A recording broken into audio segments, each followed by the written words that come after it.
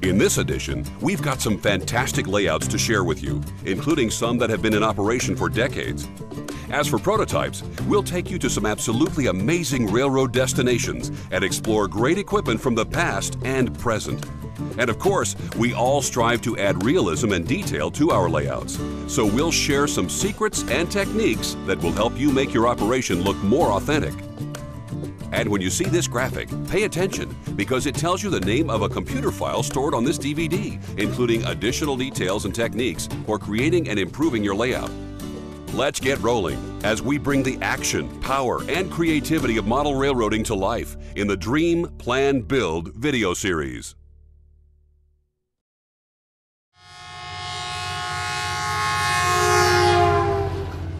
What you notice when you walk into Howard Zane's basement is that every nook, cranny, and corner is filled with trains. His HO scale layout is realistic, entertaining, and simply impressive. It's nearly 2,500 square feet of painstakingly constructed fun. You see principle and passion in how everything is laid out. You see hours and expertise in the often self-designed and scratch-built structures. The Piermont Division of the Western Maryland Railroad is a beautifully scenic depiction of a West Virginia coal hauler. It's more than just an excellent layout, it's a work of art. And the designer is truly an artist. So what is it about model railroading that appeals to a gentleman with impressive credentials in industrial design and fine arts? It's an art form. Model railroaders are conceived as overaged, overweight adults, usually male. Unfortunately, it doesn't have to be that way, but 99% are male. That we're conceived as fools that never had the good sense to put their trains away after Christmas, and it's not that way. It is an art form. It encompasses many skills, and better than the word skill, I like to use the word challenge, because the challenges are carpentry, model building, horticulture, electronics. You can go on and on, even computer technology. And it's sort of like, it's a microcosm of everything in life. To start, you have to build a benchwork. So therefore you have to know how to use a power saw or a hand saw and cut wood. Then you have to know how to attach, screw them together and build your benchwork. Then from there you build roadbed. And that can be made out of plywood or splines or any method you can conceive. And then from there you have to know track laying, wire the track. Then you get into scenery and so forth. Now the sky's the limit. Model railroading is, when I say it's an art form, it's multi-dimensional art. If you do a drawing, it's two-dimensional. If you build a relief, a model is three-dimensional. But there are more dimensions. The other dimensions, when you get into model railroading, you have sound, you have smell, and you have animation. Howard Zane is committed to the integrity and preservation of both the hobby and the fine art of model railroading. His own in-home railroad has been a continual work in progress since he began building it in 1983. The landscape is beautifully crafted. The detail is as excruciatingly accurate as it is visually entertaining. It's a veritable time capsule. It's a 10-year span from right after the war, WW2, up till about 1955. All the vehicles, people, rolling stock are pretty much accurate for that period.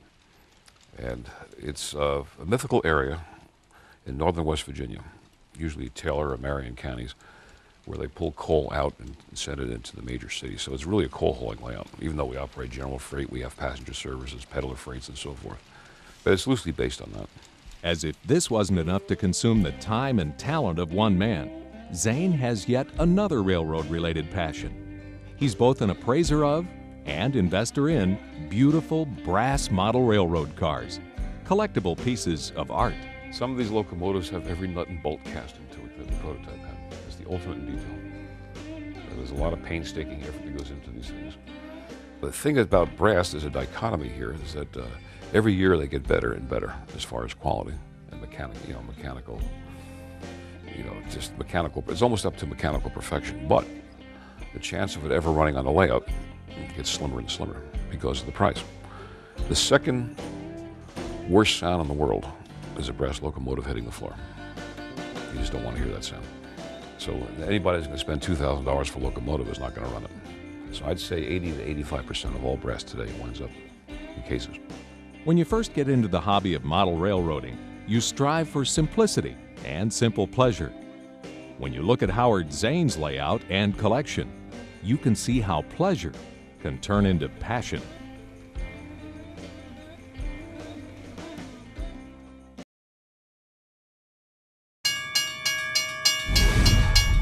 Structures are the details that bring a scene to life. If the trains are the actors, the structures are the set. The stations in your towns give a reason for your passenger trains. The industries are a reason for your freight trains. There's a lot of kits available for today's modelers. Plastic, laser-cut wood, resin, plaster, and there's craftsman kits that combine all of them. Kit bashing is a term that model railroaders use that means changing or modifying a kit to better fit your railroad. Modelers kit bash for a number of reasons. One reason is to more accurately portray a prototype building. Maybe there's not a kit available of a structure that you want. Another would be to change the dimensions or the footprint. A lot of model kits might be too big or the wrong shape to fit an area on your railroad. And the last is so your railroad doesn't look like everybody else's. One common technique used by kit bashers is to change the size or shape of a building by cutting. On this particular kit, I am going to change a 3-story building into a 2-story building. I will cut along the architectural details of this building. It gives me a nice straight edge and something to cut up against. Because it's thick plastic, I use a razor saw. On thinner plastic, we can use a hobby knife. When you're almost through, you can actually snap the piece off. When done cutting, clean up the edge with sandpaper or emery paper. 150 or 220 grit works the best. Use it on a flat, hard tabletop or piece of glass to make sure the edge is perfectly flat. Be careful when you sand to make the edge perfectly flat or even slightly beveled to the inside. You want that visible edge to be razor sharp. On this kit, I'm going to be removing the second floor.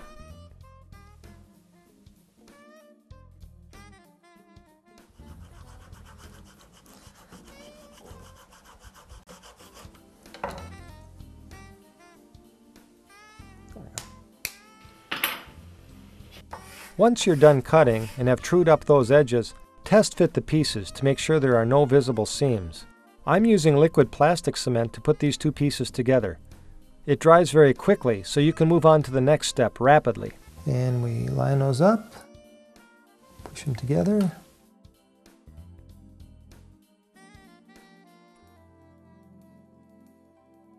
And now we've kit bashed a 3-story building to a 2-story building. Another common technique among us kit bashers is to change the building by changing details. On this kit, I'm going to brick up this garage door, and I'm going to show you how. The first step is to find the material. Here's a sheet of brick from my scrap box. This is thin plastic, so rather than using a razor saw, I'll use a hobby knife to score it, then snap it. After the initial cut, hold the piece up to the structure to get the exact width.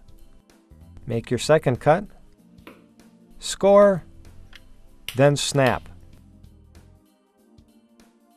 You may have to do a little sanding and final sizing. Once it fits, glue it in place.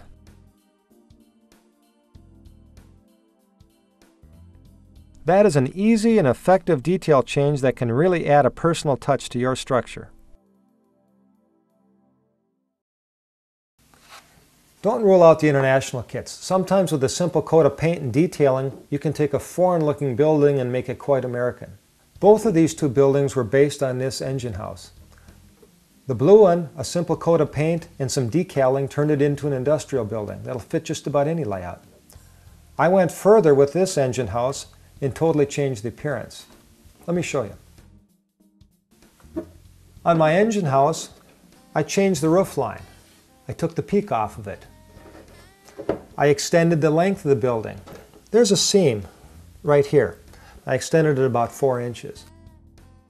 Probably the most important thing is I changed the footprint to match the spot in my layout.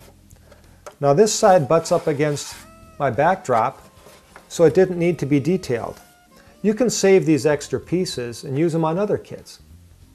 I also painted the inside of my building. I'll hang lights from the ceiling here and it'll light up the inside so you can see into the engine house. Adds a lot of visual interest. Be sure to bring photos and dimensions of the spot on your layout to the hobby shop so you can find a kit that fits and a kit that looks like what you're trying to model. Oftentimes multiple kits can be used together and can be combined or kit bashed to make a different appearing or a building that more accurately represents the building you're trying to model. Here, let me show you. I brought this picture I took from my car of a power plant I wanted to model to the hobby shop. I quickly found a kit that matched what I was looking for. But I wanted to add an addition or an annex to this power plant. So I looked around and I found another kit that matched the architecture of the power plant, the arched windows and the roof line. I built the power plant itself pretty much box stock. The only change that I made was to brick in the arches and open up the doors and add a roof line where the addition was going to go. The addition I did quite a bit of work on. Now you can see compared to the box top that I actually changed this kit quite a bit. I cut some walls and re-seamed them. I changed the roof line, actually changed the roof. Changed a number of things. But most importantly, I made it so it fit architecturally and cohesively with my power plant. With a little creativity and some ingenuity, kit bashing can really make an impact on your layout.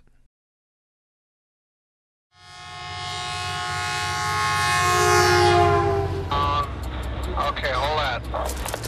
How's your side? Is your side hitting that bracket? Hey, John, I need you to boom down just a little bit.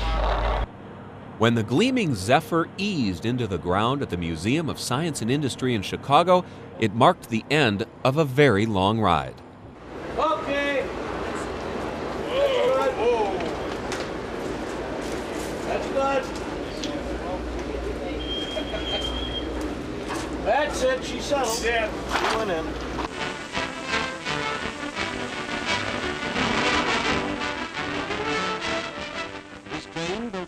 The Zephyr was built in 1934 as America struggled to shake off the Great Depression. Its style and speed marked a new era in trains and rail travel. The eyes of the nation were turned toward the sleek machine. Everyone longed for a ride. Some got their wish. I enjoyed every moment of it, and it was just like probably somebody riding in a space capsule now. History was in the making when Ralph Budd, president of the Chicago, Burlington, and Quincy Railroad, and Rufus Dawes, head of the Chicago World's Fair, made a friendly wager. Could the Zephyr break the world's record for the fastest and longest non-stop railroad journey? The Burlington Zephyr would race from Denver to Chicago, 1,015 miles. She reached speeds topping a breathtaking 112 miles per hour. The Zephyr made the run in 13 hours, 5 minutes, cutting the time in half, shattering the old record. In the 1950s, money was running short for the railroads. In 1960, the Zephyr made its final run to Chicago to be put on display at the Museum of Science and Industry. There it sat for more than 30 years, outside in Chicago's unkind climate. In 1994, the Zephyr was taken to Northern Rail Car in Milwaukee, Wisconsin for an overhaul. The years had taken their toll on the once proud Zephyr. There was rust where once the steel gleamed, peeling paint where artists had left their delicate strokes. Over the next 3 years, each piece is removed, cataloged, and redone. Whole chunks of the train are taken apart and rebuilt. This panel would be the lounge ceiling, 20 feet from the end of the car, and it's a 94-piece number. I don't know what these panels are. We'll have to take a look at those, but the original steel moldings or whatever are still here. That's the best part. I'll have to see what's up above here still. The train is being restored in and out. Inside to what it looked like in 1934, outside to its 1940 look. The reason we chose that year is a rather interesting story. The train had actually set a world speed record back in '34 when it had first been introduced. But just 6 years later, it endured a massive crash into a freight train that almost wrecked the engine. And if we had tried to restore the train back to previous to 1940, the amount of work that we would have had to do in the engine would have been extraordinary. So 1940 is a good period.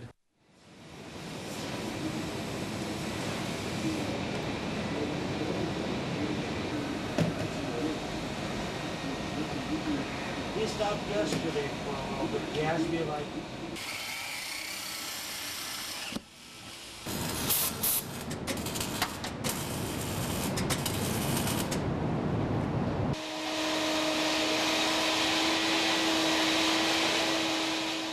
During the restoration, the craftsmen are very aware this is not just a train, but an historic and artistic link.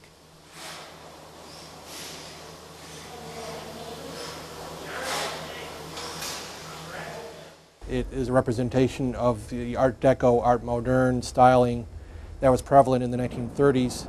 As the final pieces are slid into place, as surfaces are polished, the Zephyr of old emerges.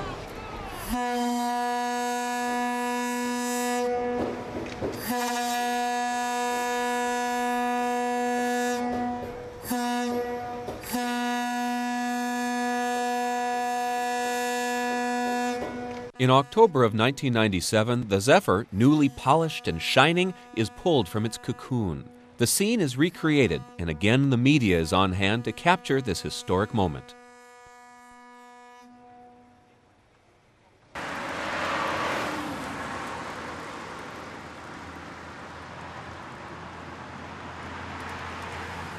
This time, the Zephyr heads back to the museum on the backs of trucks wrapped in plastic. But still, traffic clogs and heads turn as she passes. 3 long years of intricate work brings us to this moment. All right, Gary, let's go. Let's do it.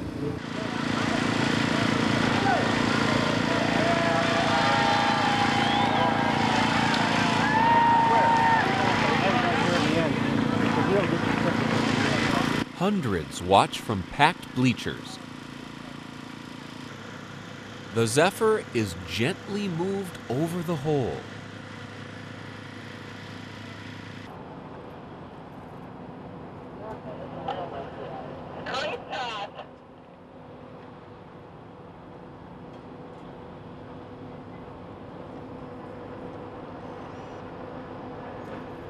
Any shift in the wind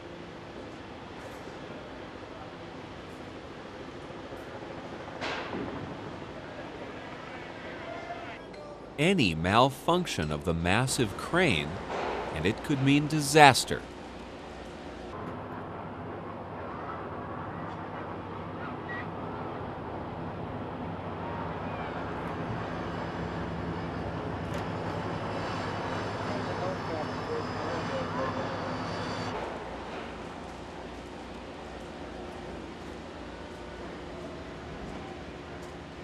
This train has traveled many miles, but it's these final feet that are perhaps the most tense.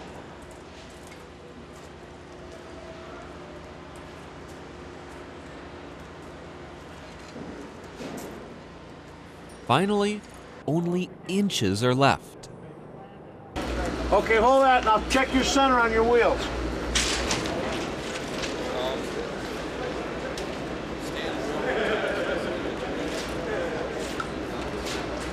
This has been a long time coming, and just seeing that train hit the, not hit, but gently touch the trucks. Yeah, hit's not a good word. Was thrilling, and seeing it down here in the garage, it's the culmination of a hell of a lot of work over the last couple of years. A lot of work. Yes, relief. It's sitting on the ground. I'm all right. Once again, and forever, the Zephyr is home.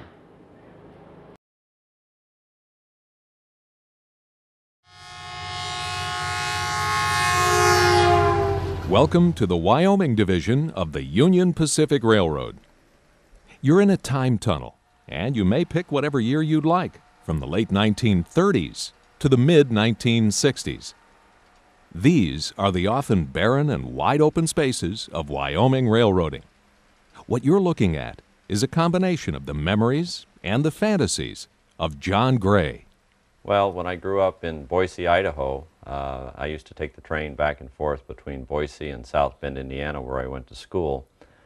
And Cheyenne, Wyoming was the point on the Union Pacific Railroad where all of the great big locomotives ran. In steam days, it was big boys, and in turbine days, it was the large gas turbines. And in diesels, they ran the world's largest diesels there. So I couldn't resist on my way to and fro South Bend, Indiana. My brother and I would jump off the train, spend a few hours there, and catch the next train east or west, depending on the direction we're going, and wander around the Cheyenne roundhouse and yards. John has such fond memories of the big blow turbines, the first and second generation diesels, and the double-engined giants that pulled those trains back then. So years later, in the 1980s, he began collecting brass models of the Union Pacific Railroad cars. When he decided to put that collection into motion, he decided that he wanted it to be big, and he wanted it to be first class. He wanted to run long, heavy brass model trains that had a tendency to be somewhat finicky. The track would have to be flawless, so there wouldn't be derailments. It took some experimentation. We found that the homosote and plywood kept moving all of the time. And in order to run the long passenger trains and the big steam engines we run on this layout, everything had to be absolutely stable. So we started over again with a splined roadbed, which is essentially quarter-inch plywood, ripped about 3 inches wide in long strips, glued together and then bolted together and put in vertically where the track would run. And the advantage of the spline roadbed is that you can create long, continuous strips, 30, 40, 50 feet long, by gluing and bolting these splines together and then just bending them around the curves that you want to run and create the super elevations that you would like. So you end up with something that's both very stable and without any abrupt changes in curvature or elevation to ensure a smooth roadbed. On top of that, we placed cork roadbed. And the reason we use cork, once again, it's very stable, and secondly, it's very quiet. It's a one-man operation, which nearly takes up the 26 by 46-foot room it occupies. It's a room which is climate-controlled, once again to minimize layout expansion or contraction. The problem-free track is Walther's Code 83, which is nailed and glued to the roadbed. All the joints are soldered and filed. The centerpiece of the layout is a detailed replica of the Cheyenne shop facilities as they existed in the late 1950s. There's a realistic Wyoming mine scene that's a recent addition to the layout. It may be a one-man operation, but it took more than one man to put it together. Phil Gazzano helped build most of the buildings and much of the scenery. Well, the mine scene is one of my favorite projects that I worked on in this layout. It was quite a challenge. I worked from photographs of the prototype mine and used a little artistic license as far as the buildings, but they follow the prototype fairly closely. It's primarily built of basswood. I can show you underneath and see what that looks like. Quite a bit of work. It consumed about 3 months total construction time, 8-hour days to finish. The coal seam is built of actual coal, lumps of coal, and sprayed with an airbrush. And the other buildings, of course, are also basswood. The material, the fill material is actual prototype fill material from the Cheyenne area. So it is authentic. The gravel, the rock work is all real. And that started because so many times I tried to explain to people that the rock around Cheyenne, Wyoming, toward Laramie, over the Continental Divide, was pink. And I never got the pink that I wanted. So one day I rented a town car from Hertz and drove up to the top of Sherman Hill, and it turned out to be a thunderstorm, lightning everywhere, and found a gravel pit there by the side of the road and shoveled the trunk of that Lincoln Continental full of about 350 pounds of crushed rock. and had it shipped back UPS, and that's the rock that's on this layout. The sand and the rock is all from Sherman Hill near Granite, Wyoming, and it's absolutely pink, and that's the color we used. Even the backdrop scenery is a work of art. Painted by an artist using reference photos taken by Gray when he traveled to wide-open and windswept Wyoming.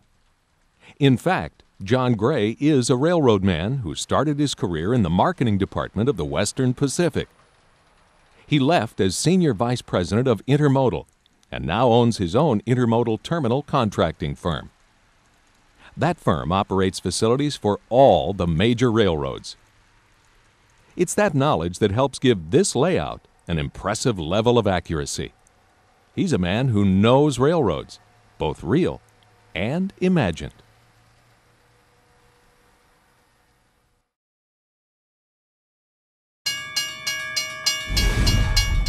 Track work can make or break a layout.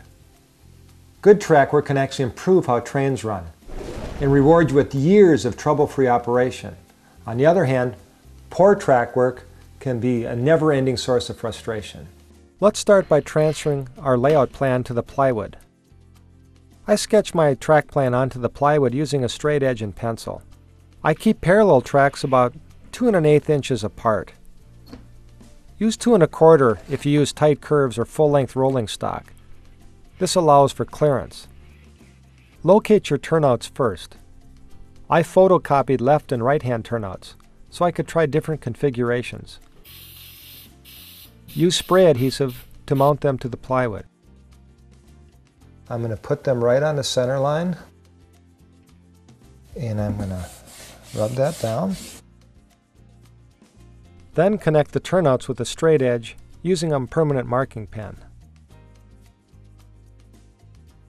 And I'll use a few nails to line up the ends. And I can adjust this to what I want. So I like my curve about there. So I'm going to put a nail in there to hold it. A few nails and a ruler form smooth curves. Finally, mark your turnout throw position. Now that we have our turnouts in place and connected them with our track center line, it's time to put down the roadbed. Cork is an inexpensive and effective roadbed. The first step is to butt the cork to the center line using yellow glue. Push pins work well to hold the cork in place until the glue dries. Follow the outside curve first, then follow with the second piece of cork on the inside. You can cut pieces to fit the gaps. So I'm going to take a straight edge and a razor blade. I'm going to come to the point here. Then I'll glue this one in. Once the glue holding the cork's had a chance to dry, pull out the pins. We're going to use a sanding block to smooth the cork. A flat, smooth surface ensures trouble-free track. There is often a ridge when breaking apart the cork, so sand the bevel also. Locate the turnouts first, then connect with flex track. Code 83 flex track is popular with HO scalers. It's sturdy enough for good operation, yet isn't so big as to look toy-like. What I'm doing is locating turnouts. And you can kind of do this on the center line of the cork, and that'll give you a pretty good idea. Rail joiners not only connect the rail, but form the electrical connection also. Use a single-edged razor blade to cut under the rail. This allows room for the rail joiners to slip in and not leave a raised bump at the rail joint. Turnout throws are inexpensive, work well, and have a great railroady look to them. The turnout throws have a pin that fits into the turnout.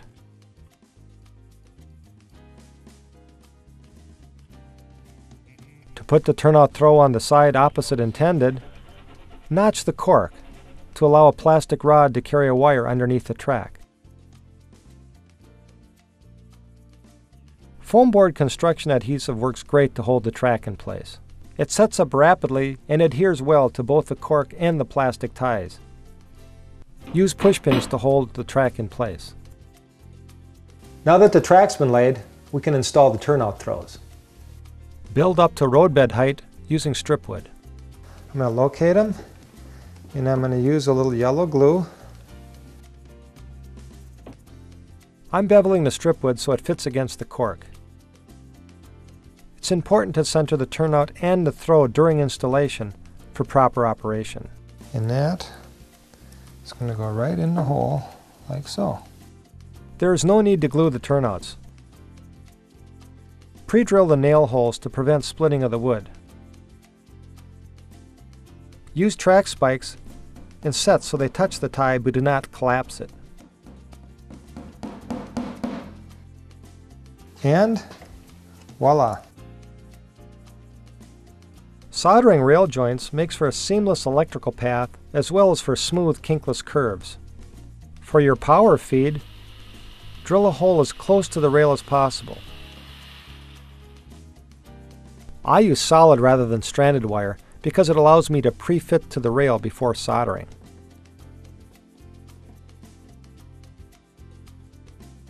And if there's pressure on the rail before you solder, it'll make your soldering a lot easier.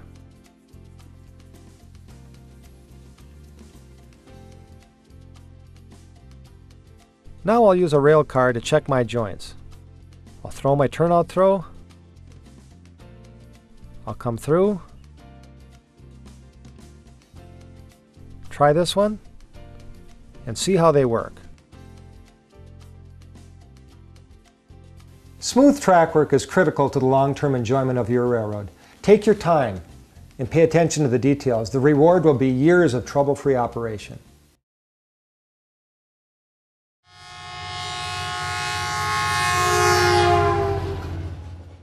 If you've ever wondered what type of person goes shopping at the local junkyard, meet Maurice DeCoster. If you like neighborhood rummage or tag sales, you'll like Maurice DeCoster. He's the kind of guy who goes to the tag sale or the local junkyard and buys the things you're absolutely, positively sure no one would pay a penny for. Some of the things I've found include my basic building materials. For instance, working in an outdoor environment, you want moisture-resistant wood. I use mahogany scraps. I've got teak.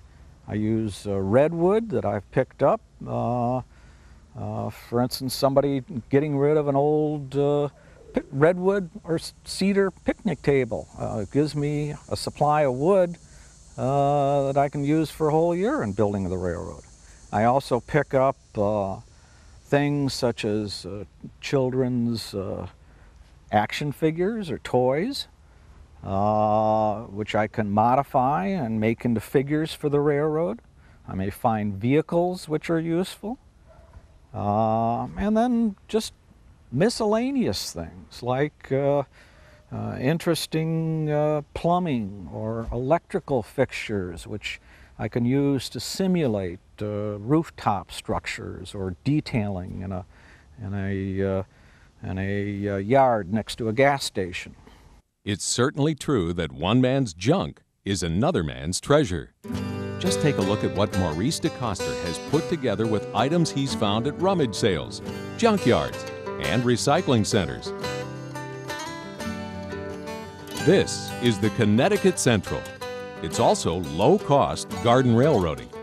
DeCoster built this 250-foot-long compressed dog-bone layout in his back garden when he decided that a garden shouldn't have just pretty flowers. It should have something that moves. I like something to be interesting, unusual.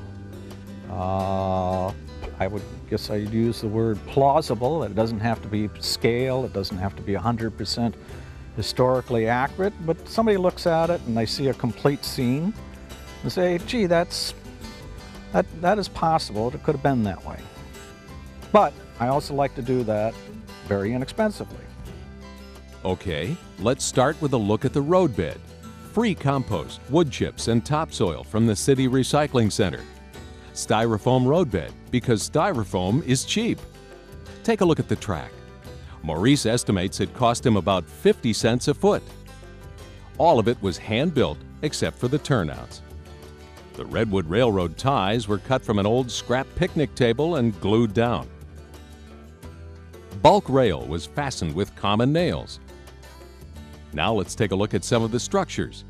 He built them all at a cost of less than $2 a building. How in the world, you're asking, did he do that? We built a coaling tower. In the house on top of the coaling tower is constructed of a styrofoam base, to which cedar planks, which were ripped out of old house siding, are applied. The roof is tar paper, which is scribed, and it all sits on top of 3 coffee cans, which are glued together, screwed together, around which painted tar paper is put. It is all sitting in an old plastic shelf, so it can be lifted up and detailed. The whole structure probably cost me $2 or $3 in terms of the materials that are in it. It was a lot of fun to build. And in building it, I didn't follow any particular plans. I think I had seen a picture of a model that was being offered for sale in one of the hobby magazines. I said, you know, that would be an interesting structure. So I proceeded to put one together. When you walk into any garden railroad display, the first thing you see are the roofs of the buildings. For this reason, DeCoster puts extra attention and some unusual materials on his roofs. In a garden railway, if you stop to think about it, what do you see most or best? You see the roofs. And I think putting details on roofs make them more realistic. I was quite nicely complimented. Last week we were visited by friends whose young daughter just completed architectural school. And what was the first thing she noticed? Lo and behold, it was the roof. She said, boy, those look realistic. The rolling stock and locomotives fall in the economical category as well. Many are second-hand. He applies an old weathered look, which obscures the imperfection of a quick, cheap paint job. It's worked out so well that he's building a second steam layout right next to the Connecticut Central. A little more whimsical, with a Hollywood theme, but just as reasonably priced. And by the way, all the plants, they were pretty cheap too. Many were acquired at end-of-the-season sales at the local garden center. All in all, this is his rule of thumb. If it requires too much time or money, don't do it. Now, would you call that cheap or just plain smart?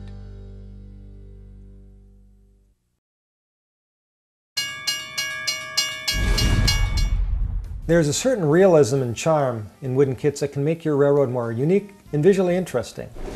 The build runs for wooden kits tend to be smaller than plastic kits, so the manufacturers have the flexibility to model specific depots, specific structures. And the detail on modern laser cutting is every bit as good as the plastic kits.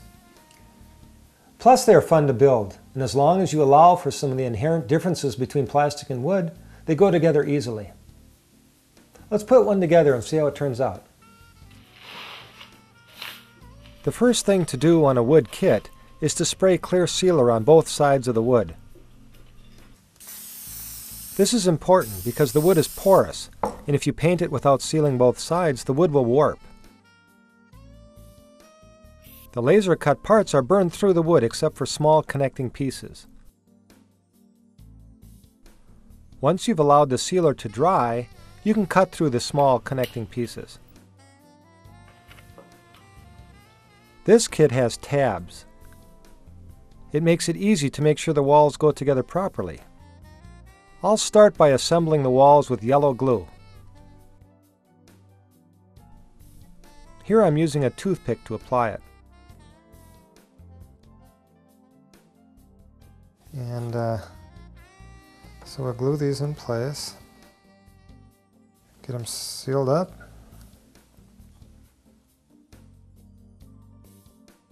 I'll put a rubber band around the walls to hold them together.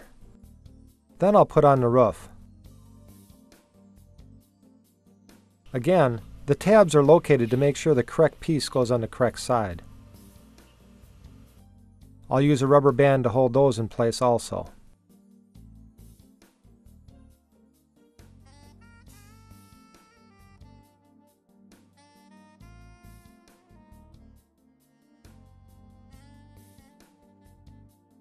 These detail pieces have an adhesive peel and stick back, which makes it really nice for assembly. On this church, the next step is to hide the tabs with the trim boards.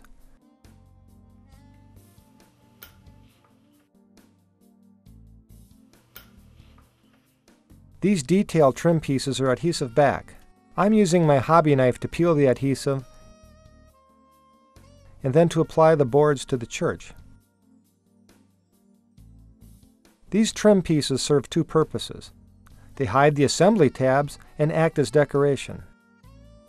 After it's all assembled, I paint the entire church white, inside and out. The next step is to add the windows. I'm cutting the supplied acetate with a straight edge and hobby knife, then gluing them to the inside of the church using the modeler's plastic cement.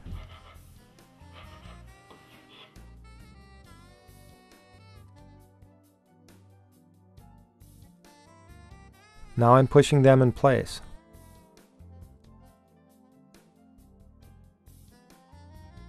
Now comes the fun part.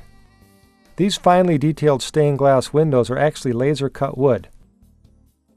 These also have a peel and stick adhesive back. I'm carefully using the point of my hobby knife to peel it back.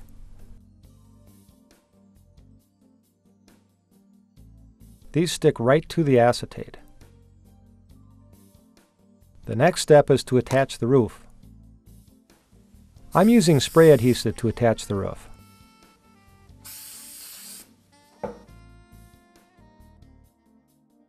This kit came with a styrene roof, which I previously spray painted brown. There's the first side. On to the next. The steeple comes next. I have already assembled the steeple and applied the roof to it. It went together the same as the rest of the church. I'll put glue around the inside of the steeple and push it into place. The final touch is the cross. I've pre-drilled the little hole on top.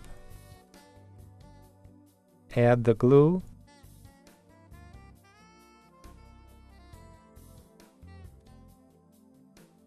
And push it into place.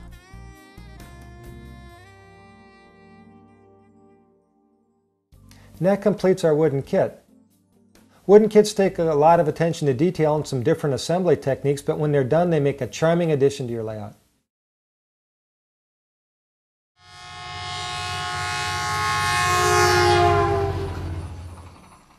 Bob Brown has built one of the most realistic-looking model railroads we've ever seen. Not to mention one of the most detailed and one of the most fun. Welcome to Tuolumne Forks. It's a reflection of Bob's talent, sense of humor, love of narrow-gauge railroads, and attention to even the most minute detail. I first fell in love with narrow-gauge railroads when I was a young man, and my family would visit Lake Tahoe up in the Sierra Nevadas, and I saw the railroads of the West Side Lumber Company and the Michigan-California Lumber Company and the Diamond and Caldor Railroad, and these were all 3-foot gauge railroads, and this caused me to become fascinated by both logging and 3-foot gauge. And I love the homemade appearance of logging equipment. Many logging railroads had to make do with whatever they had laying around in their yards. And this has caused logging railroads to have what I would say is unique, interesting equipment, which I love to model. There's not only logging here, but summer life as well. You'll also find a small tourist line. The sweat, sawdust, and lumber are just a breeze away from a plush resort. You can feel everything because you can see everything. And what you see is 15 years worth of detail. Detail that pulls you into this world. This railroad is not just a logging railroad, though. I happen to be so interested in all different aspects of narrow gauge that I wanted to be able to not only model the weird and wonderful logging equipment, but I wanted to model the cute, spiffy little bright locomotives that were so common to narrow gauge that hauled passengers. So I decided to make my layout a combination of a rundown logging railroad and a spiffy, bright, shiny little tourist line running down to Lake Tahoe to a major hotel. So I have both railroads running both types of equipment running on my one railroad. What I want people to notice when they look at my detailed work is mostly the workbenches, the machine tools, what I call clutter that's everywhere. It was so typical of logging railroads. The old engine block that's been cast off, the old stove, the tools, as I've mentioned, the machine tools, the boilers and the winches. Not to mention all the figures. I have an artist painting a view of a lake. I have a shooting party out shooting some pigeons or other kinds of birds. I have a seaside photographer photographing a couple on a dock. I have people playing horseshoes. I have people playing croquet at my hotel.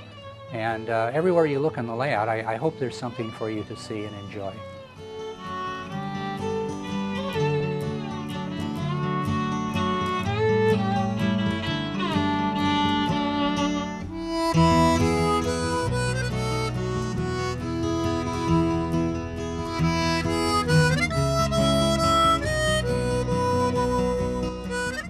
The narrow gauge that Bob models in is called ON3, and he loves it because it allows him to put in so much detail.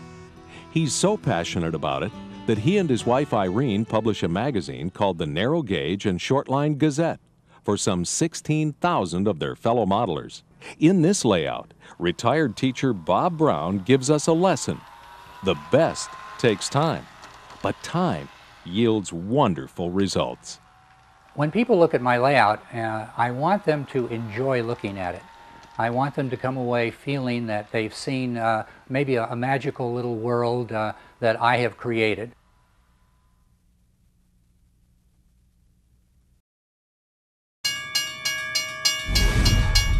It's all in the details.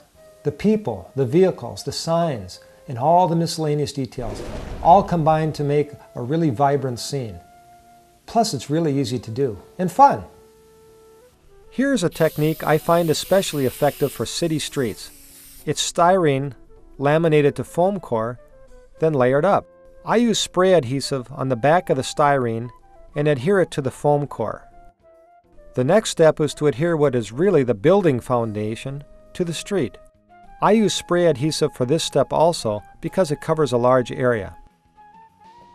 I used 040 styrene for this step because it's the same thickness as the sidewalk I'm going to be adding shortly. I'm going to score, then snap the styrene sidewalk. I use liquid cement to adhere the sidewalk to the street. The final step is to add the curbing. This is quarter-round styrene. I'll lay a bead of liquid cement, then push the curb into place. I'll let that set a moment. Now I scrape in the expansion joints. You can use a hobby knife or any sharp tool. I'm using an old dental tool. The first step in painting is to paint the street. I'll spray a little bit of yellow paint along that center line. After the paint dries, we are going to mask that center line with some striping tape. This is 1/8 inch. It's a little wide, but it seems to work pretty well. When I do streets, I use 3 colors. There's a lighter color for the sidewalk, a medium color for the road, and a darker color for the driveway.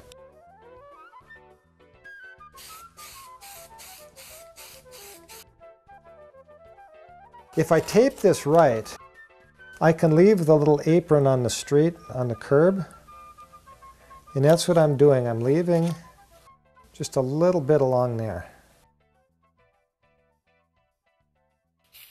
Now I'll paint the sidewalk with the lightest of the grays. Finally, I'll tape that off and spray the darkest of the gray to represent the asphalt that the building sits upon. Now comes the fun part, peeling off the tape.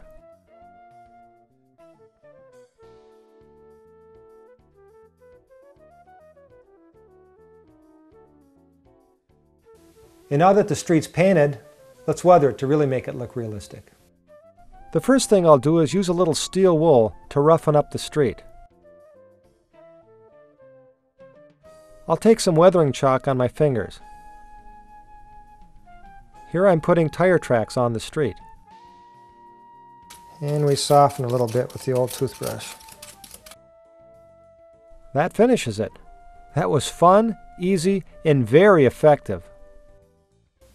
Now that the streets and sidewalks are complete, the next part of detailing is the buildings. After your building is assembled, you'll need to paint it. I've painted this building in two-tone gray. I sprayed the light gray and hand-painted the dark gray. And now I'm painting the windowsills. Take your time, load up your brush, and let the paint flow into the grooves. After painting, I'll cut the floor and the roof. These buildings come with material for the roof, but I like to add floor dividers. That way I can light one floor at a time and also add some interior building details. The easiest way to cut your floor and roof the right size is to use the building as a template. The building doesn't always line up perfectly square, so don't rely on your T-square. I've glued in some styrene supports to hold the floor in place. And I'm doing the same for the roof. Drop in the roof, like so. Now hold it in place. A little glue. The next step is to put in the windows. This kit came with clear acetate for windows. You can also buy pre-printed windows. I chose to use those on this kit. They are pre-printed with dotted lines. Be sure to cut all the way through, as the acetate tears very easily. Also be careful not to get glue on the windows. It's very visible. The pre-printed shades are nice. I'm adding those to the upstairs.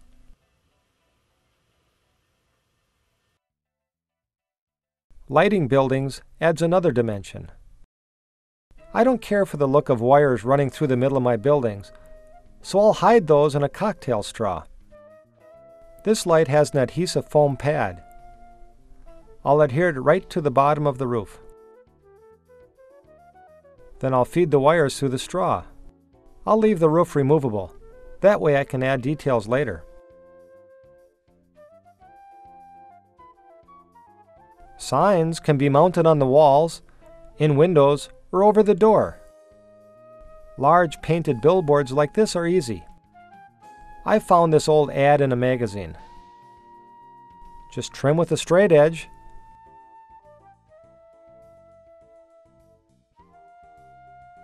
And use a little spray adhesive to attach to your building.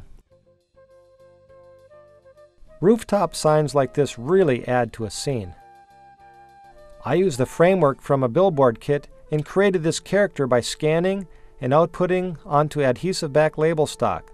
I applied that to styrene, then very carefully cut him out. Simple interior details are a worthy addition to those buildings in the foreground or buildings with large windows. Poster putty is a great way to add people to your town. It allows you to move your people around and it's almost invisible. Group people in scenes. People chatting. People waiting for the bus together on a bus stop. When adding cars and trucks, make sure your vehicles are to the scale you're modeling. Oftentimes the vehicles you pick up in the toy aisles are too big. Make sure your vehicles fit the era that you are modeling. A few quality vehicles in the foreground are worth the additional cost. Now that the vehicles are in place, it's time to add the final details. I really enjoy this step because it really brings the scene to life. These streetlights come in two pieces. Drill a hole for the base, then the streetlight just pops right in. Add mailboxes, fire hydrants, and the miscellaneous details that all help bring a scene to life.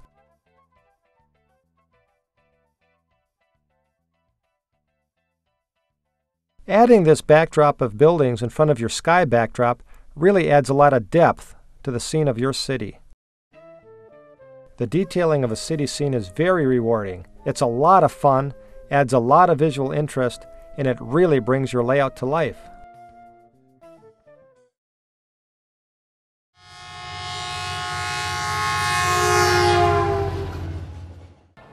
Tank cars stick out from the rest of the train for a very simple reason.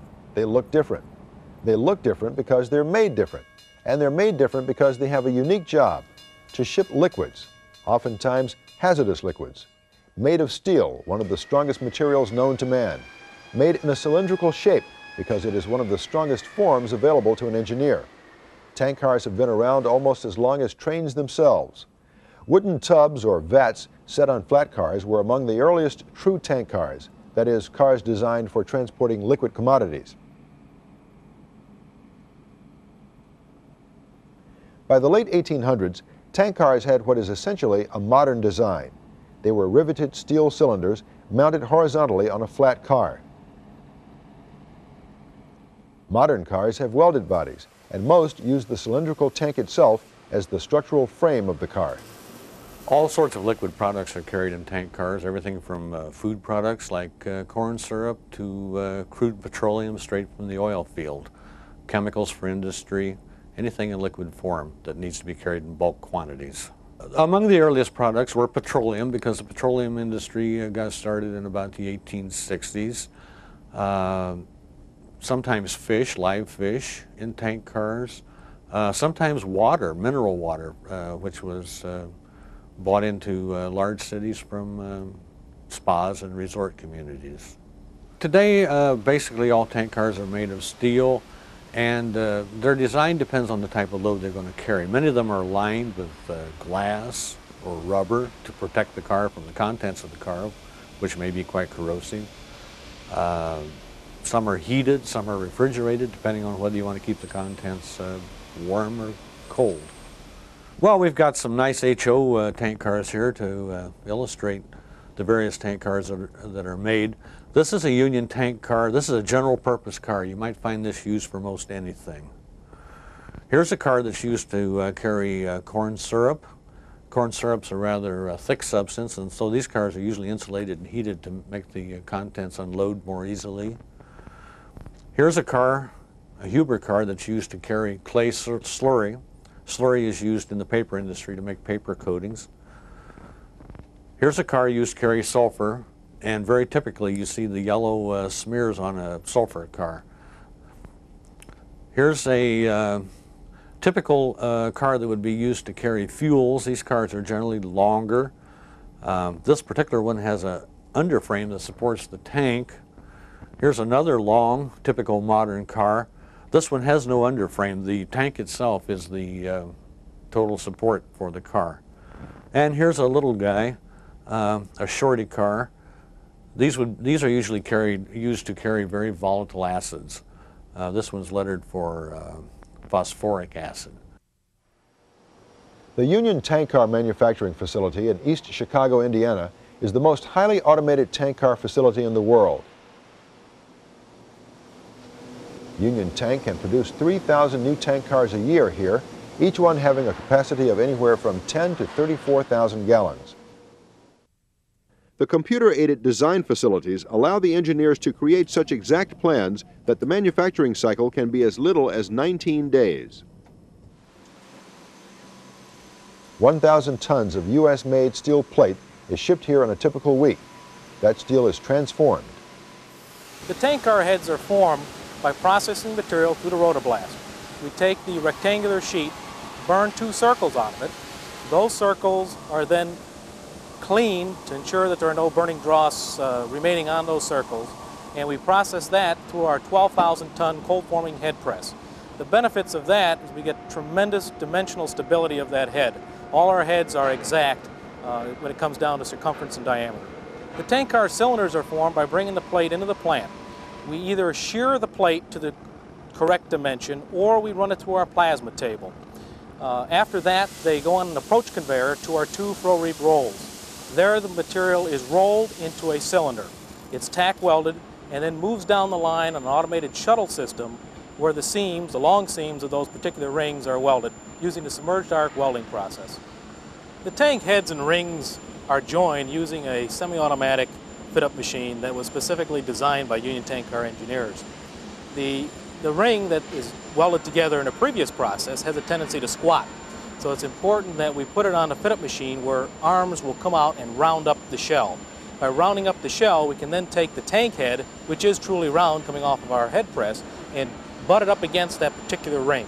Once that's done, the head is tacked onto that ring and it progresses down the line where we weld those particular seams. More rings are added using, again, another fit-up machine. This one also designed by Union Tank Car Company engineers, and it's unique in that we can add 2 to 3 rings to make a tub, which is a half of a tank car.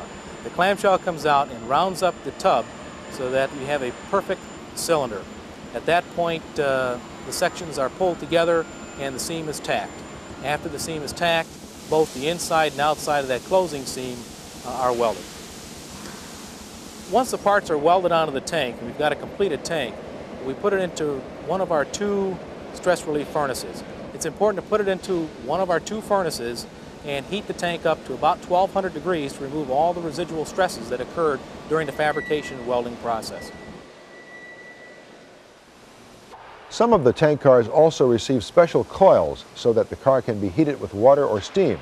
This makes the product inside easier to unload. Some cars are insulated and have a special outside jacket applied for additional insulation as well as safety. All along the way, the tanks are repeatedly inspected to make sure that everything has been done perfectly. They are filled with water, pressure tested, and even x-rayed. The final step, the familiar stenciling, is applied. There is continuous improvement in both quality and design, but for the most part, the basic tank car is expected to remain the same. To the casual observer, the tank car of tomorrow will look pretty much like the tank car of today. But in reality, one of the things we're working with is to provide a car that has more carrying capacity. Tank cars will be more popular in the future. In fact, we've seen trends where, say 10 years ago, there was 190,000 tank cars, and today there are 220,000 tank cars. Now the reason for that is because the safety of tank car shipments, hazardous material shipments in tank cars, has improved greatly over the last 20-25 years. And so we see a trend towards moving those hazardous materials by tank car.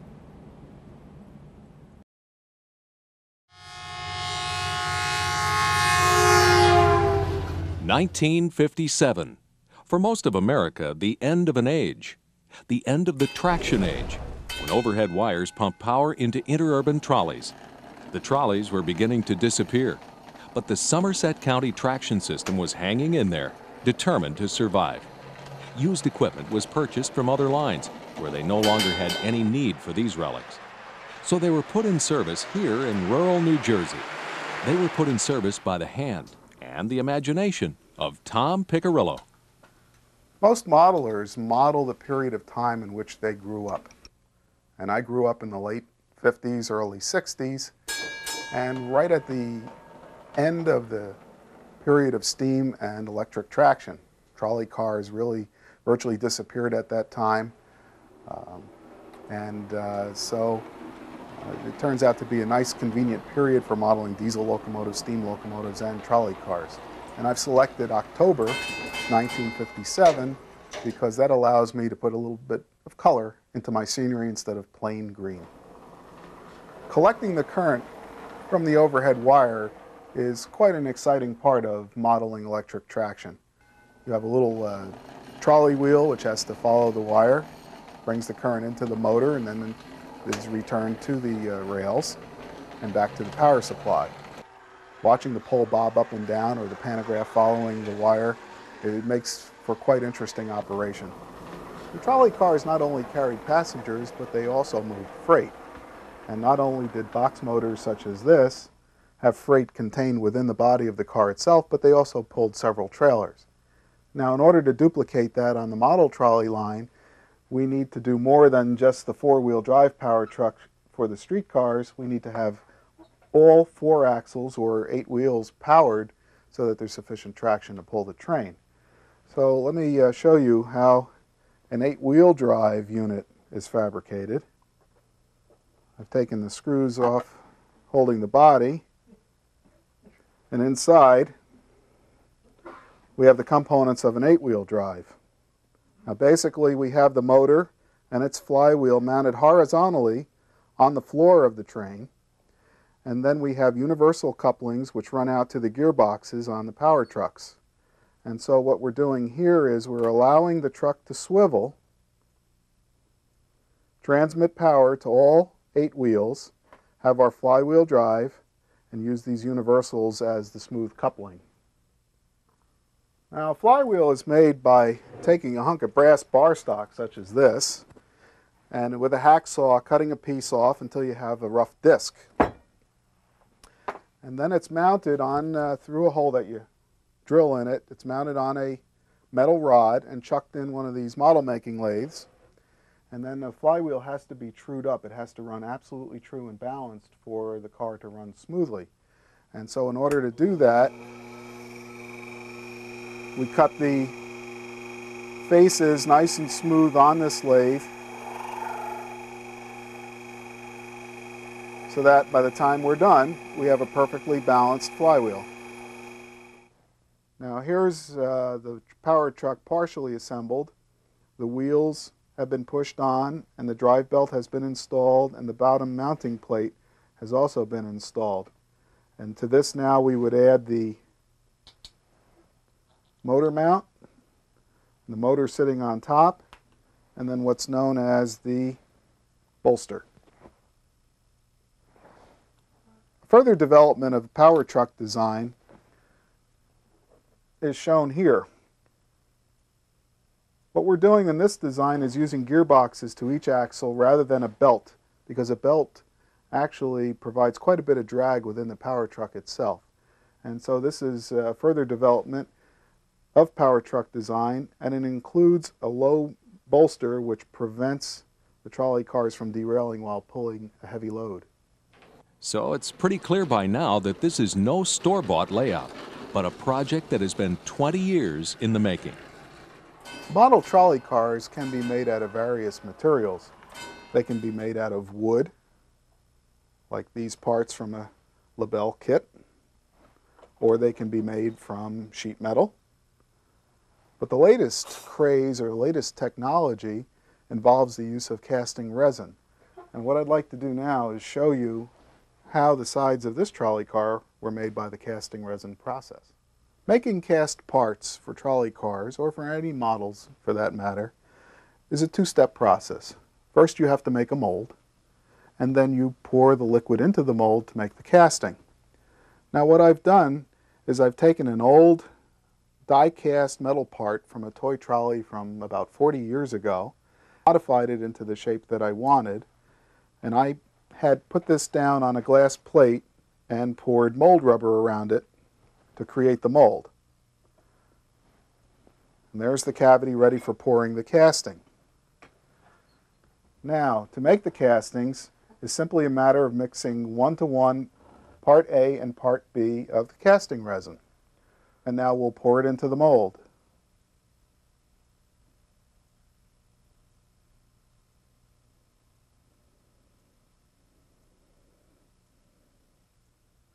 Okay, it's been about 10 minutes now, and we're ready to demold the casting. And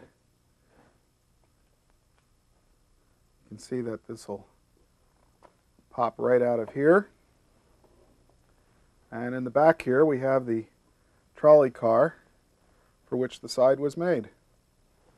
And this, of course, can be painted and weathered and drilled and sanded, and it works just like a high-performance would. Tom has spent much of his life building this electric interurban. His imagination has allowed him to keep history alive, albeit in miniature form.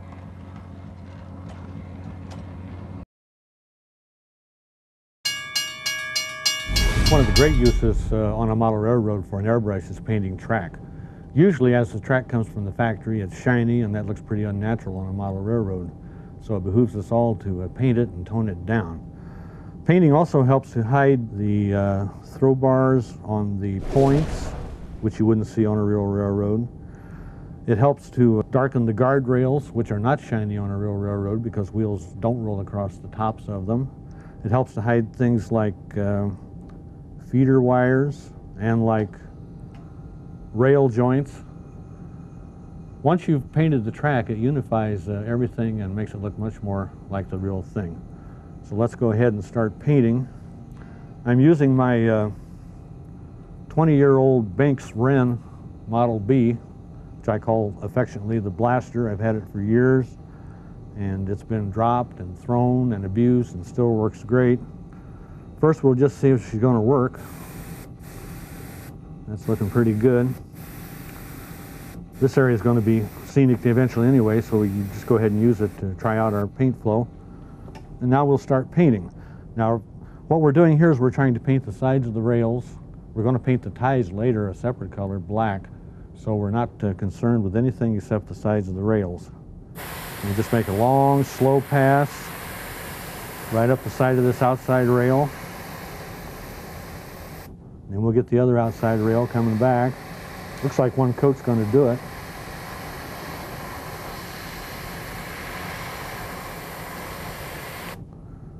Get this here. Try to stay away from the point area a little bit because you're going to have to clean the paint off there later, and so the less paint you get in those critical areas where the rails have to touch for electrical conductivity, the better off you are. And now we'll hit it from the other side. Might not even have to do this because it's not likely that anyone will ever see this from the other side, but we'll do it just to be on the safe side. Obviously, we cannot do this inside our spray booth, which would be ideal. So you should wear an air mask when you're doing this to keep the particulates out of your lungs. That is something you absolutely ought to do. That I can't do during this demonstration because then I wouldn't be able to talk very clearly. Well, we're back, and our brown paint on the rails has been drying for about 10 or 12 minutes, and now we're ready to put on the black paint shot on directly from above. I'm using Poly S's oily black. It seems as good a color as any. Really, the shade of black you choose is not very critical since we're going to be weathering the track later anyway, and it'll take on a different look. Let's make sure the paint's flowing, same as we did before. There we go. Play with the tip a little bit, get a nice flow. Now, the whole idea is we're going to shoot directly from overhead to avoid getting paint on our rails, which have already been painted brown, but get black paint on the ties and the rest of the track. So try to stay right over the top of those rails, not get anything on the sides of the rails. That's going on very nicely.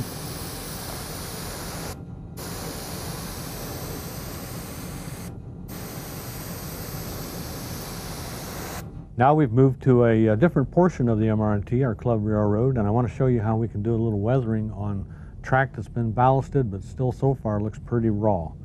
We're going to use a paint color called Earth, which is another color by Poly Scale, and use this little piece of scrap cardboard just to make sure the paint's flowing.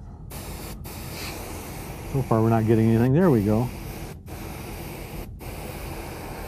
We want a nice light flow here because we're just very lightly weathering, and we don't want to get any opaqueness. This ballast that we use on the MR&T is very light colored, and speaking from the point of view of a magazine editor, it causes a lot of problems in photos because that white color tends to blow everything else away and causes problems. We see that a lot in prototype photos too. If I had my way, I think I'd send maintenance workers out on all the railroads across the country that have light colored ballast and have them tone it down, airbrush it, so we could take better photographs. Okay, now we've got kind of we're just sort of misting this earth over everything out on the ballast area itself. Then we'll come in a little closer and concentrate more paint along the edge of the ballast so that we get a nice unifying effect between the grass alongside the railroad and the ballast. Let's give this area right here a little paint. Kind of tie our bridge in a little bit while we're here. I notice the ends of the bridge are still white styrene. One of those little discoveries you make when you're working on the railroad. In a few more years we'll come back and fix that. Okay, we're back, and this time I've armed myself with black paint. It's called Grimy Black, and again it's by Poly Scale. And let's make sure we got the kind of paint flow we want. That's a little too much. That's way too much. That's about right. And we're just going to mist on a very little bit of paint, concentrating between the rails to get the look of oil drippings and general dirt that's come off the engines as they and the rest of the cars as they've come through. The other thing this does is it blackens the any bits of ballast that happen to be on top of the ties, and makes the whole scene look more natural.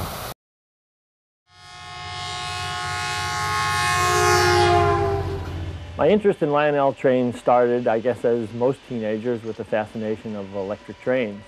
Of course, I was a little bit unfortunate because I wound up with all the American Flyer trains and all my friends wound up with Lionel.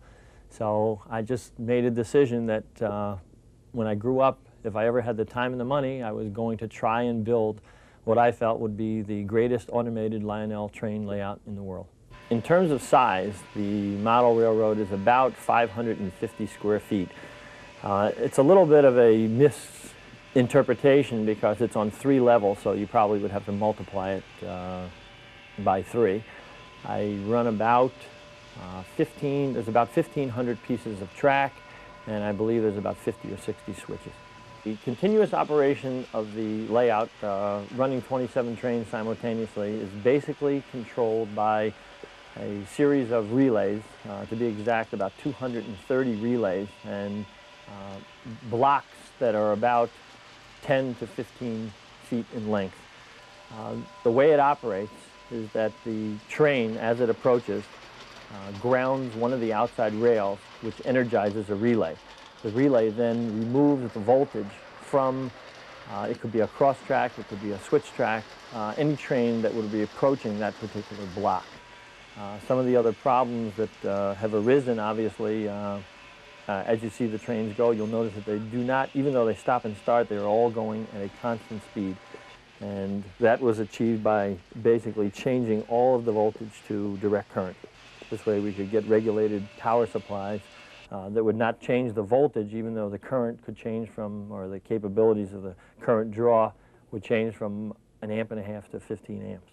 I've always been interested in electronics, and my background comprised of technical school, RCA Institute in New York City, IBM for about 4 years, where I was hired to service computers, unit record equipment, and that's where I developed my skill for relay logic, and I just sort of saw a place to use that logic in, believe it or not, Lionel trains. I have about 52 locomotives on the layout. Of course, 27 run at the same time, and at last count there was about 332 cars. The layout took me, all told, about 10 years to build. I mean, you could actually say that it's still not finished, because anytime I have some people over and if I find a problem, I'll just go downstairs and start tinkering around trying to make it work better. I can almost say that it'll never be finished, and it's just been a series of a lot of time, a lot of fun to try and achieve my goal. When I first started out, I had some problems with trains running into other trains, and the reason that occurred is that we couldn't get real good contact with the train wheels to the track, and the relays, even though I put capacitors on them, would just bounce up and down. You'd get a false trigger, and all of a sudden the train would just start up and hit another train. So the only way that I was able to overcome that is to physically take every wheel off of every train, take it to a plating company, and we came up with the idea of nickel plating them to give better contact. A lot of people think that HO trains are also a lot of fun to work with or play with. I just had a goal in mind when I started out many years ago, and I was just intrigued by Lionel trains, and of course, in order to do the automation that I've achieved, I could not have done it unless I used Lionel trains. My future plans, since I believe I have accomplished my goal, is to share this with a lot of model railroad enthusiasts. I guess a Saturday doesn't go by where people don't come from the neighborhood. I get phone calls 3 or 4 times a week. I get a lot of recognition from newspapers, magazines, and whatever. And what I'd really like to do from now on is just share this layout with everybody else who's interested in this particular hobby.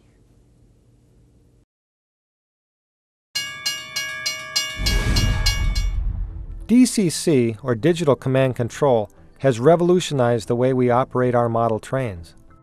For the beginner, it's as simple as a transformer, track, and a train. For the intermediate modeler with a mid-sized layout who likes to run a lot of trains, it has virtually eliminated the tangles of wiring associated with block wiring. And for the advanced modeler, or club, there's DCC systems capable of operating signals, sound, turnouts, and a multitude of other tasks. This system, like most DCC systems, is comprised of 3 parts: a power supply, a command station, and a handheld throttle, or cab. You enter the commands at the cab. The command station sends an encoded message that only your locomotive can read.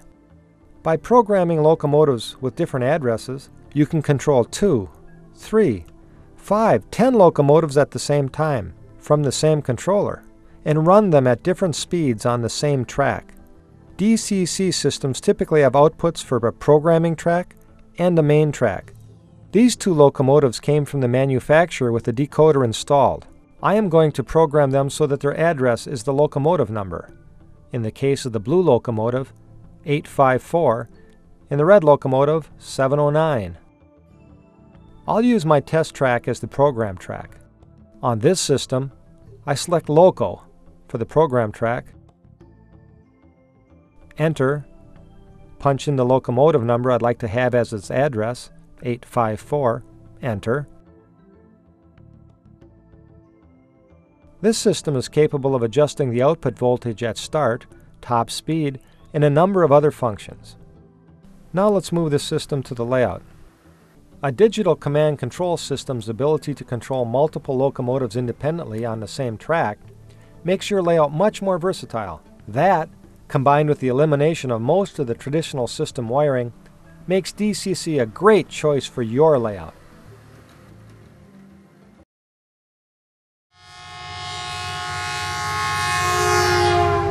At 14,000 feet, majestic Mount Rainier towers over everything it surrounds. Chugging through the foothills of this impressive natural wonder is a testament to the ingenuity and creativity of man. The workhorse steam locomotives of the Mount Rainier Scenic Railroad. Located in Elby, Washington, about 70 miles south of Seattle on the main route into the national park, the Mount Rainier Scenic Railroad cuts a pretty picture when the beauty of nature is the backdrop for the power of steam. The railroad was started up in the 1980s by Tom Murray, who has logging in his bloodline and steam in his heart. Well, I grew up going up in the woods with my dad, who was a logger, and we had steam railroads, steam locomotives. And when I worked in the woods after World War II, why, everything was still pretty much steam. And as they started disappearing, I thought it would be just a shame if they all disappeared and went into the scrap heap, and that someone should kind of keep track of them and try to preserve some of them. The 1.5-hour, 14-mile round trip is an excursion into yesteryear. You travel on trains pulled by meticulously maintained antiques. We do have the only collection of the 3 major geared logging locomotive designs that were built in the United States that are operable. Those are the Shea, the Heisler, and the Climax. Steam is not just a hobby or a business for Tom Murray. It's a love. Even in his backyard, he has a scaled-down version of an old steam logging railroad. I think the best way to start, though, is why do we have geared locomotives in the woods? And there are really 3 reasons. One, of course, is the gearing. You know, when you go up a hill, you put your car in low gear. Well, a geared locomotive is always in low gear, although the Climax actually built locomotives that had gear shifts in them. Secondly, the engines that most people remember were rod engines, and they had a long series of driving wheels with a long rod that connected every wheel. Well, this made it very difficult to take very sharp corners or very rough track, so which logging railroads were very rough in design and very sharp corners, so the geared locomotive could get over track that a rod engine couldn't. And then the third and a quite important deep part of a geared engine's makeup is the fact that all of the wheels are powered. Well, each designer came up with their own version of what would be the best way to transfer power from the steam engines to the drive wheels using gears and drive shafts. The whole idea of gearing and drive shafting is that the trucks would be able to swivel and move quite a bit as compared to a stiff rod locomotive. The gearing was designed to put the locomotives into low gear all the time.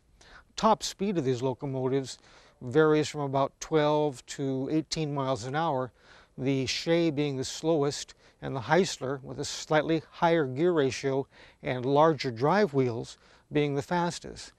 The passion behind the Mount Rainier Scenic Railroad is clearly evident. It's a mandatory stop for those who admire the history of steam and the beauty of nature. We've reached the end of the line for this edition. We hope you've enjoyed the ride. We'll have more layouts, prototypes, and how-to tips next time, and more fun with the world's greatest hobby in the Dream, Plan, Build video series.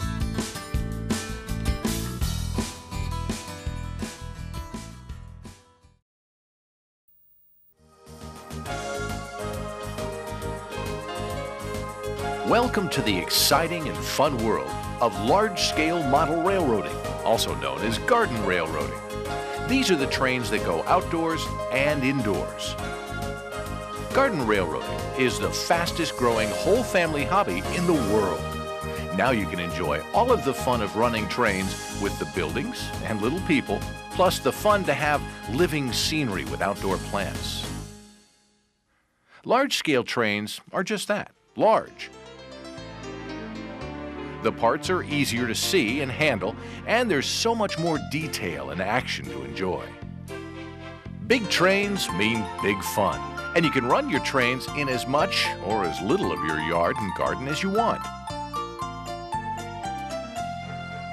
Your railroad can be anything you want it to be.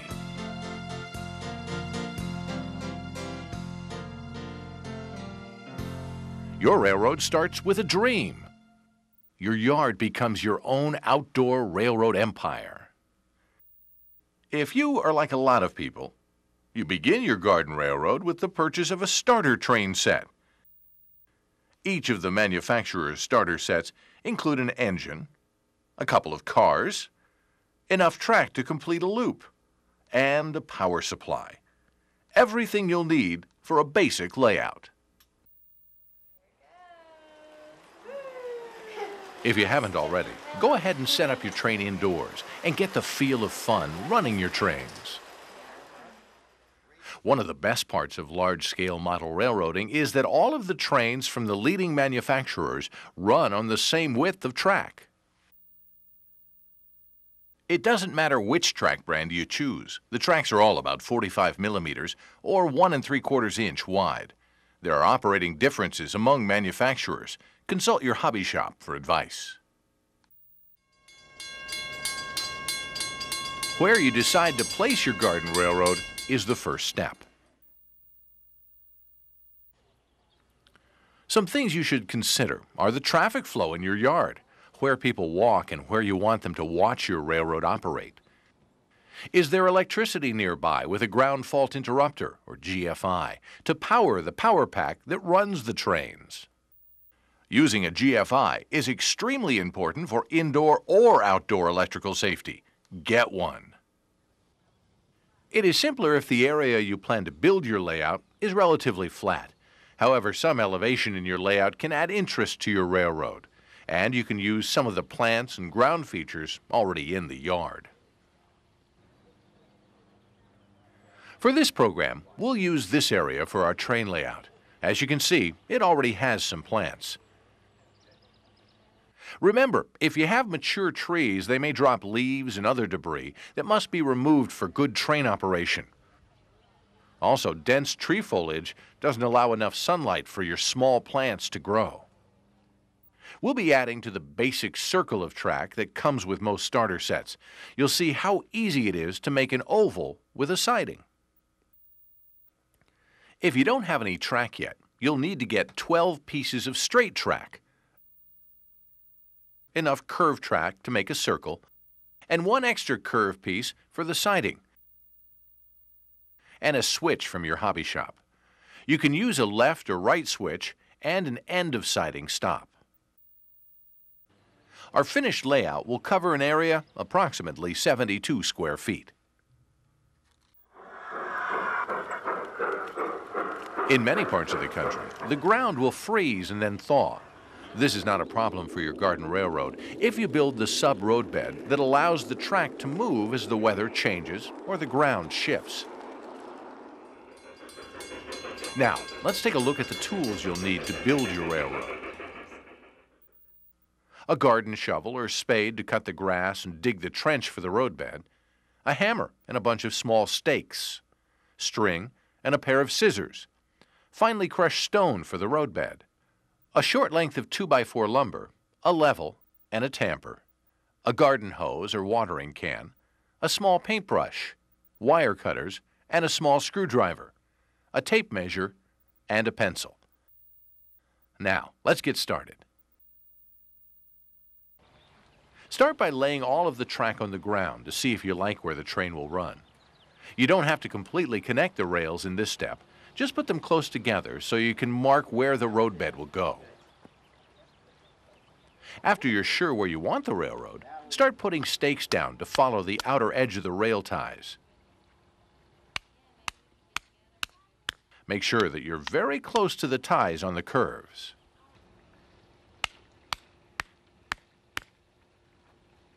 After you have all of the tracks surrounded with the stakes, run a string from stake to stake so you'll know where to dig up the grass. Take up the track before digging the roadbed. This next step is optional, but very helpful later on. We applied a weed herbicide to the layout area to prevent growth of unwanted vegetation. Follow the manufacturer's instructions on the use of the product. This will save pulling weeds and grass. Typically, in a few weeks, the ground is ready to be replanted.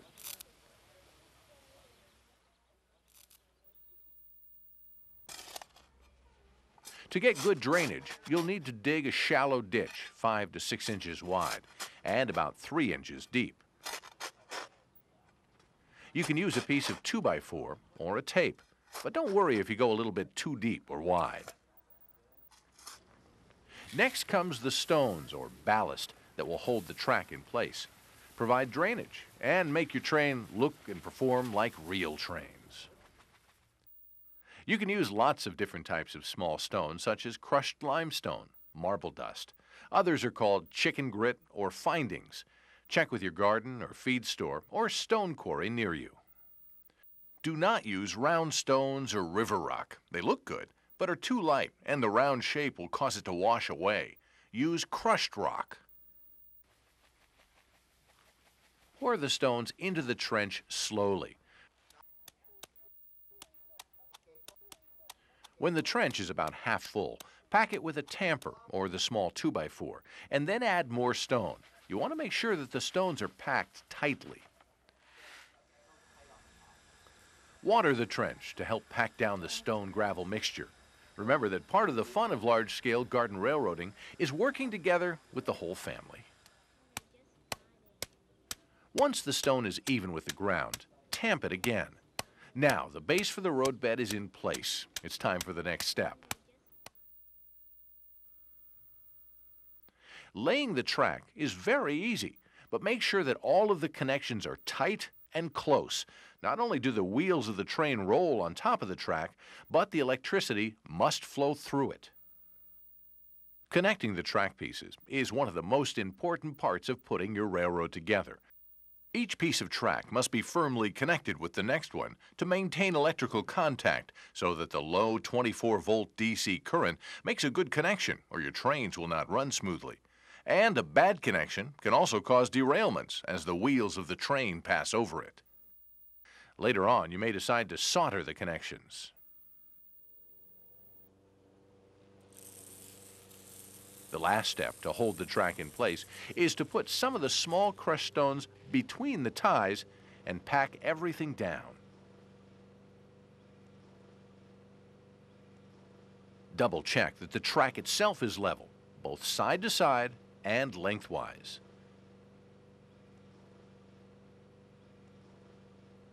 You may have to remove or add some stone to achieve a very level roadbed.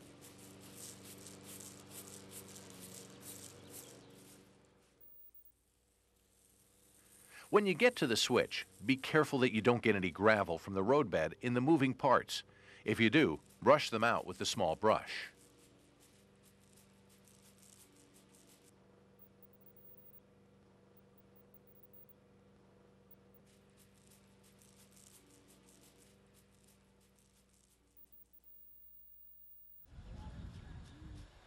With everything level, water the track and roadbed to allow the stone gravel to settle. After it dries, check the level again and make any adjustments. Take your time and be accurate.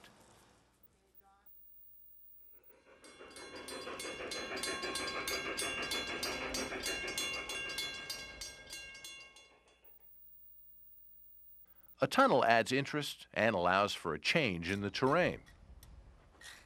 Here's a quick way to add both a tunnel and mountain.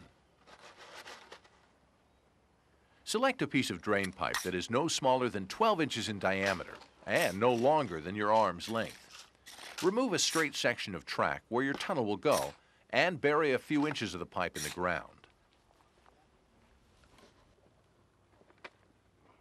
Make sure that you leave enough vertical clearance for your tallest train when you place the pipe on the ground.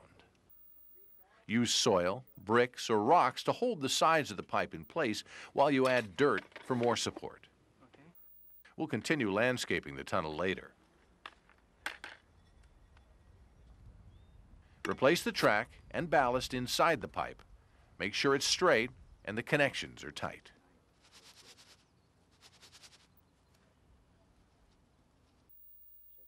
There are many ready-made tunnel entrances known as portals on the market. Talk to the people at your hobby shop about the style you like best.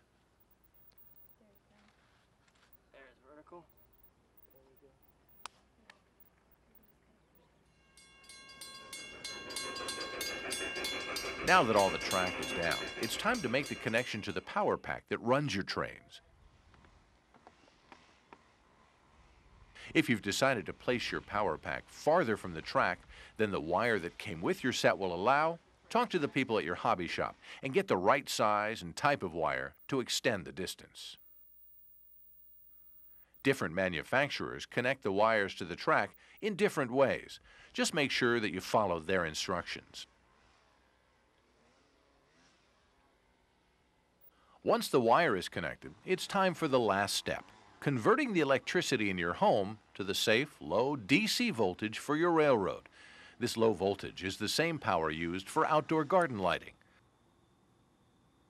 Although each manufacturer's power pack may look different, they all basically do the same thing. They allow you to control your train's speed and direction with safe, low voltage electricity. The power pack is the only part of your railroad that you can't leave outdoors. If you can't put the power pack into a weather-resistant box, use an outdoor controller or place the unit indoors near a window so you can watch your railroad operate during inclement weather. Always follow the manufacturer's safety steps when you connect the wires to the power pack. Once the power pack is connected, you're ready to run your first train. One of the best parts about garden railroading is that the wheels on the cars are easy to put on the track. Just from the feel of the wheels and the track, you can tell if you have the train on the rails correctly. Now it's time to give your train the first test run.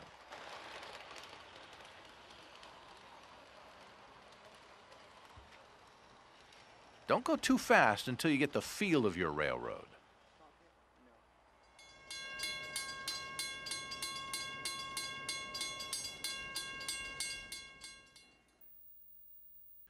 One of the best parts of your railroad is that you can add as much detail as you like. Buildings of all kinds are available in both kits or ready built. Most are made with UV-resistant materials for protection from the sun. The kits are not only fun to build, but you can paint them and personalize them to fit your railroad.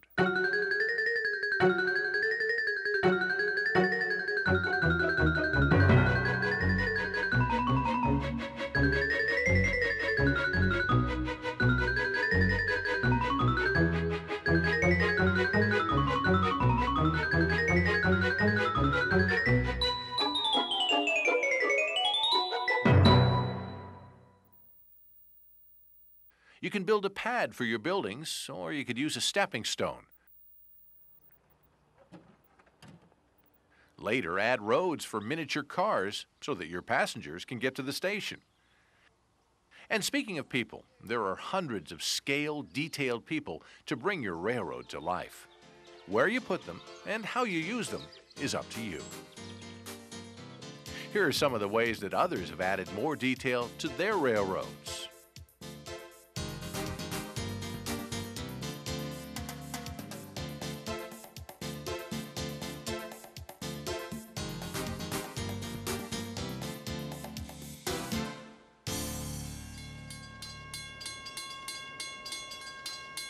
Now that you have a railroad, it's time to start on the plants and scenery. Because your part of the country may or may not allow for the plants that we're using, you should pick what grows best where you live. Talk to the people at a garden center near you and get their advice. And a great source for gardening advice is Garden Railways magazine. Every issue has a section on plants for the railroad. Get your copy at a hobby shop. These are some plants that look nice on garden railroads. Because it is a garden and a railroad, you'll have your own ideas as to what will look best and grow well.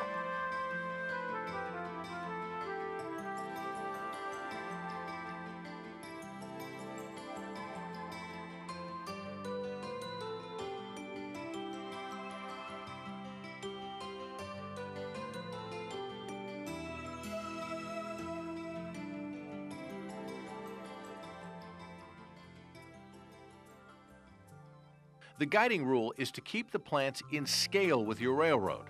Look particularly for dwarf versions of shrubs and plants that can be pruned into scale-sized trees for your layout.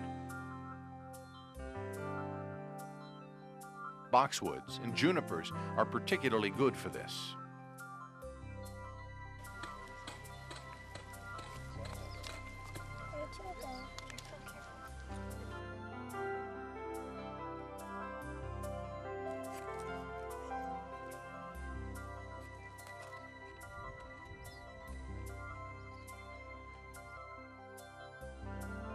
Start with shrubs and ground cover, then add small flowering plants. Most grass is too large to look natural for garden railroads. You need to experiment with other ground covers. Herbs like creeping thyme and mints can work well.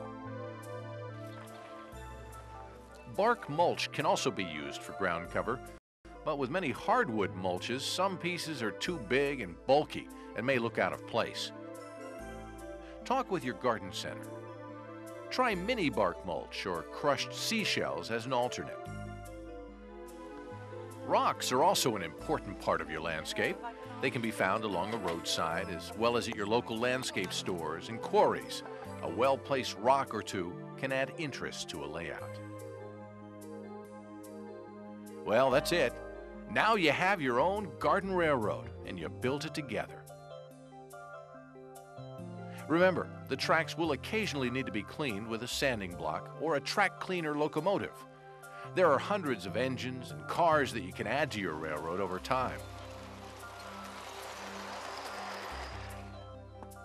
There are also lots of accessories that will make your railroad more fun to run.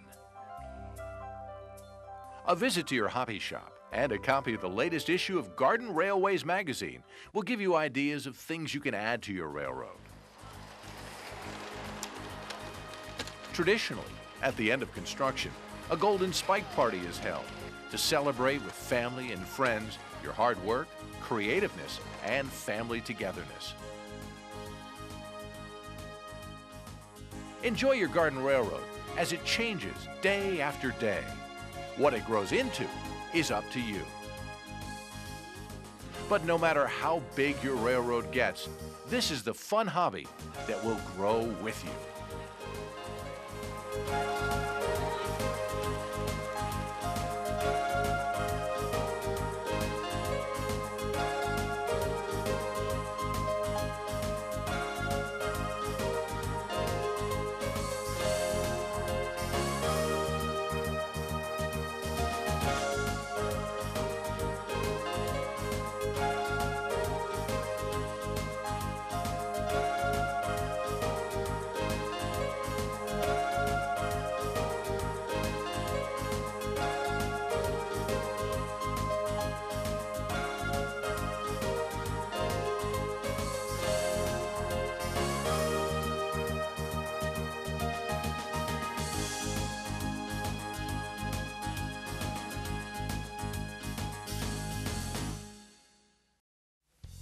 Nothing is more frustrating than poorly running railroad. The stalling and the jerking of locomotives, having to nudge them along with your fingers. Most of the time, that's because of dirty track. I'm going to show you how to clean track and wheels and some other maintenance tips that will make your railroad run better. First, I'm going to show you how to clean track. There's two ways to clean track, either with a solvent, a track cleaner, or by using an abrasive. On a track cleaner, just on a paper towel, rub up and down the track, and some modelers prefer a citrus-based cleaner, like on these wipes. The advantage of a solvent-based cleaner is that it's non-abrasive to the track. However, it does leave a residue behind. Be sure to wipe the tracks dry, or allow enough time for the rails to dry before running your train. The other method of cleaning track is to use an abrasive cleaner. This track eraser is not like a pencil eraser that leaves crumblies, but it's not sandpaper or emery paper. It would be too harsh. It would leave bruises in your track and leave metal filings. This feels soft to the touch and smooth. However, it's rough enough to shine the top of the rails, takes the oxidation off along with the dirt and the gunk. It's especially effective after you've done some scenery, if there's a little bit of paint on the track, little bits of plaster. Some modelers like to use track cleaning cars. These cars have pads on the bottom. You fill the fluid in the top. These can be pushed or pulled around the rails. Some modelers like to run these track cleaning cars in tandem. One wet, filled with fluid, the other dry to wipe the rails clean. These cars work pretty well as long as your track is free from any place where the pads can catch. Clean track alone is only half of what will make your trains run smoothly. Clean wheels on your locomotive and cars is the second half. An easy way to clean your wheels on your locomotive is to put a cleaning pad on the track, fire up the locomotive. The locomotive is receiving power from the truck that's on the track. One set of wheels is on the pad being cleaned. I can turn the locomotive around to do the other truck. Cleaning rolling stock wheels is even easier. We can use the same cleaning pad and roll the train across back and forth.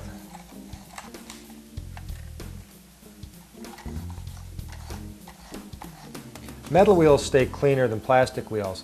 Regardless, you're going to want to periodically clean the wheels on your locomotive and cars to ensure smooth operation.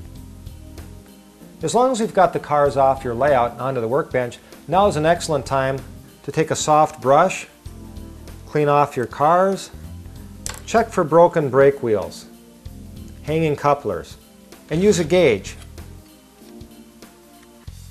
to check wheel spacing and coupler height.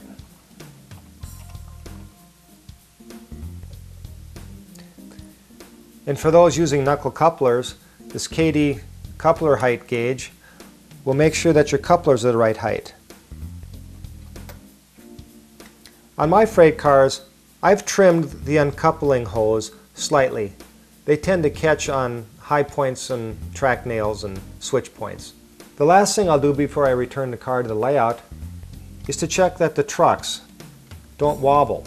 I tighten one truck down so it swivels only, the other one somewhat looser. This will prevent your car from wobbling down the track.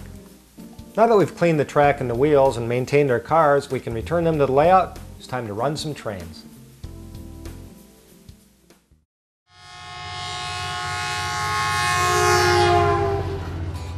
Welcome to the Dream Plan Build video series.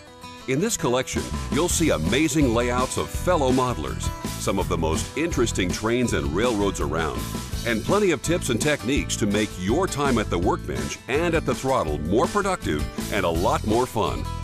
We'll travel across America in search of layouts we all dream of operating and get inside the heads of their builders as they describe how they designed and built their prized railroads.